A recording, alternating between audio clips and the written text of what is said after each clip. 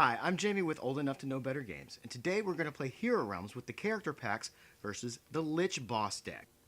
The Lich Boss deck plays by a different set of rules than a normal character deck. The Lich's health is regulated by soul jars. These soul jars each have a different amount of health, and the Lich has 6 of them. When you begin the game, you will randomly select one soul jar equal to the number of players in the game. Each of these soul jars has its own special ability that can be used once per turn.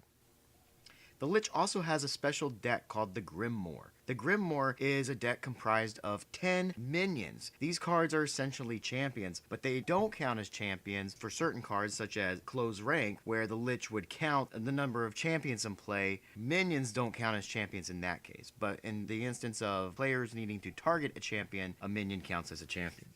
An important rule to remember is cling to Undeath. When the Lich is down to its final soul jar, it gains an extra 30 health above what is listed on the jar. At the start of its turn, if the Lich is down to its last jar, it performs a summoning. This happens on every turn when it's at its last jar. Another rule is Vile Opponent. Party members must make good faith efforts to destroy each soul jar. They may not end their turn with combat unspent or cards and ally abilities unplayed, simply because they don't want to destroy the current soul jar. The Lich has another special ability when it comes to discarding cards. When it's time for the Lich to discard a card, it may choose to either lose 4 health or discard a card. There's another special rule for the opponents of the Lich. It's called Stepping Up. Once per game, any party member may step up and challenge the Lich during their turn. If they do, no other player may be attacked directly by the Lich on the Lich's next turn. The Lich may only attack the player that stepped up. However, it can also attack the champions of any player.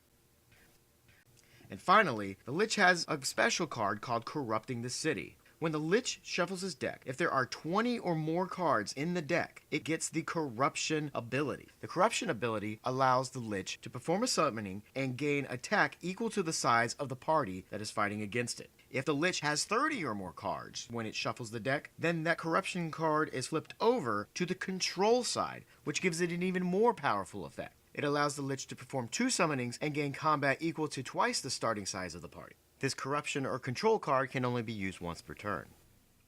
And that's how you play with the Lich Boss. Everything else you need to know is written right there on the cards of the Lich's starter deck. And all the rules of Hero Realms still apply. And thank you for watching this installment of Old Enough to Know Better Games.